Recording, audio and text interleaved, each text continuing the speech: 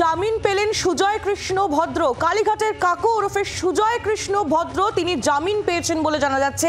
নিয়োগ দুর্নীতিতে তিনি অভিযুক্ত এবং তার এবার জামিনের খবর সামনে আসছে। সুজয় কৃষ্ণ ভদ্র কালীঘাটের কাকু কলকাতা হাইকোর্ট থেকে জামিন পেলে নিয়োগ দুর্নীতি মামলায় অভিযুক্ত সুজয় কৃষ্ণ ভদ্র। কথা বলবো অর্ণবাংশু নিয়োগী আমাদের প্রতিনিধি রয়েছেন আমাদের সঙ্গে টেলিফোন লাইনে। অর্ণবাংশু, অবশেষে জামিন পেলেন সুজয় কৃষ্ণ ভদ্র। দেখো, এখন সুজয় কৃষ্ণ ভদ্র কিন্তু নিয়োগ দুর্নীতি মামলা তিনি জামিন পেয়েছেন। ইডি তাকে গ্রেপ্তার করেছিল, সেই মামলার পরিপ্রেক্ষিতে তিনি কিন্তু কলকাতা হাইকোর্টে মামলা করেন। সেটাই ছিল শেষ মামলা। কিন্তু সম্প্রতি তাকে কিন্তু প্রাথমিক নিয়োগ দুর্নীতি মামলাতে তাকে কিন্তু ট্যাগ করেছে সিবিআই। সেই কারণে এই মামলাতে জামিন পেলেও কিন্তু সুজয় কৃষ্ণ ভদ্রের জেল মুক্তি হচ্ছে না, তাকে সিবিআই মামলা থাকতে হচ্ছে। আদালতের শর্ত হচ্ছে তিনি কোনোভাবেই আইন হাতে নেবেন না, তথ্য প্রমাণ নষ্ট করবেন না এবং পাসপোর্ট জমা রাখতে হবে। বেশ কিছু শর্ত দিয়েছে। এই শর্তে কিন্তু ইডির মামলা সুজয় কৃষ্ণ ভদ্র জামিন পেয়েছে। শুধুমাত্র সিবিআই মামলাতে তিনি কিন্তু এখন জেলবন্দি রয়েছেন।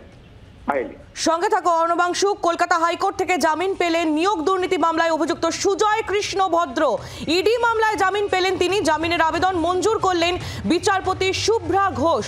যদি সিবিআই এর মামলায় হেফাজতে থাকায় এখনই জেল থেকে বেরোতে পারবেন না সুজয় কৃষ্ণ ভদ্র, তবে ইডির মামলায় জামিন পেলেন তিনি। আবারও একবার চলে যাবো অর্ণবাংশুর কাছে, আমাদের প্রতিনিধি আমাদের সঙ্গেই আছেন। অর্ণবাংশু, আর কি আপডেট পাওয়া যাচ্ছে? দেখো, সেটা হচ্ছে যে আমরা জানি যে ইডির মামলায় শিক্ষক নিয়োগ দুর্নীতি ইডির গ্রেপ্তার করা মামলায় অধিকাংশ বা প্রায় সকলে কিন্তু কলকাতা হাইকোর্ট থেকে জামিন পেয়েছেন। বিচারপতি শুভ্রা ঘোষ সবার জামিন মঞ্জুর করেছে। শুধুমাত্র কিন্তু শেষ আবেদন ছিল সুজয় কৃষ্ণ ভদ্রের, সেইটাও কিন্তু আজকে কলকাতা হাইকোর্ট রায়দান করলো বা নির্দেশ দিল।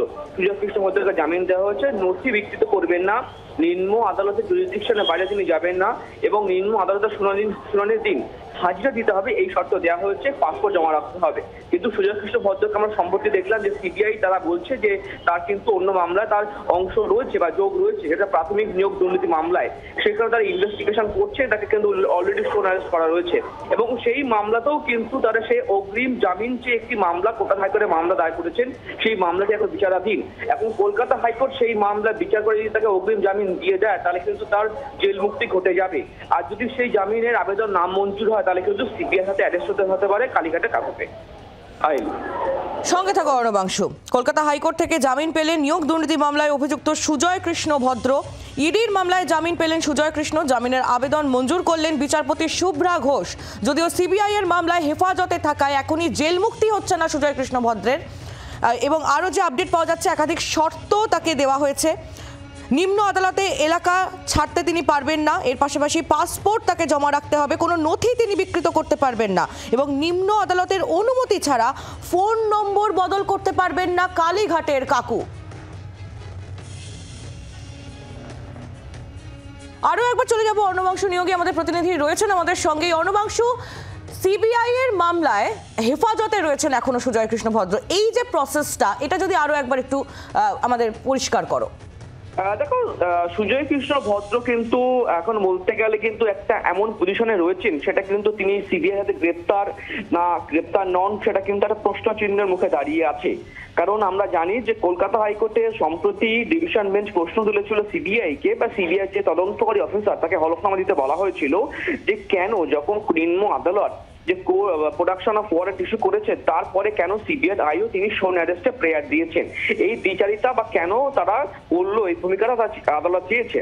কিন্তু প্রসঙ্গটা হচ্ছে এটা যে কেন তিনি আদালত চাইলো, কারণ সুজয় কৃষ্ণ ভদ্র তিনি অগ্রিম বা আগাম জামিনের আবেদন করেছিলেন। সেই মামলার পরিপ্রেক্ষিতে কিন্তু কলকাতা হাইকোর্ট বলেছিল সিবিআই কে মৌখিকভাবে তার একক কোনো পদক্ষেপ নেবেন না, তাহলে টেকনিক্যালি বলা খুব চাপ যাবে না যে তিনি গ্রেপ্তার হয়েছেন কি গ্রেপ্তার হননি। এখন সম্পূর্ণটা কিন্তু নিম্ন আদালতের উপর নির্ভর করছে। গতকালকে কিন্তু সুজয় কৃষ্ণ ভদ্র তিনি হাজিরা দেননি, তাকে পেশ করা হয়নি। আজকে পেশ করা হবে কিনা কনফার্ম নয়। সুতরাং আজকে শুধুমাত্র কলকাতা হাইকোর্টে ইডির মামলা জামিন পেয়েছেন। এখন আইনজীবীরা তারা অবশ্যই দেখবেন এবং সিবিআই তারা পরবর্তী পদক্ষেপ অবশ্যই নেবে, কারণ এখন তাকে গ্রেপ্তার করতে হবে। আদালত 2 সপ্তাহ সময় দিয়েছে কিন্তু আগাম জামিনের মামলাটিতে। সুতরাং এই জায়গায় টেকনিক্যাল ডাউনটার জন্য সিবিআই তারা আইনি পরামর্শ শুরু করেছে। নিম্ন আদালত তাকে অবশ্যই আবার দ্বারস্থ হবে সুজয় কৃষ্ণ ভদ্রকে পেশ করার জন্য। ধন্যবাদ অর্ণবাংশু। বাংলার আওয়াজ, বাঙালির আবেগ, জি 24 ঘন্টা।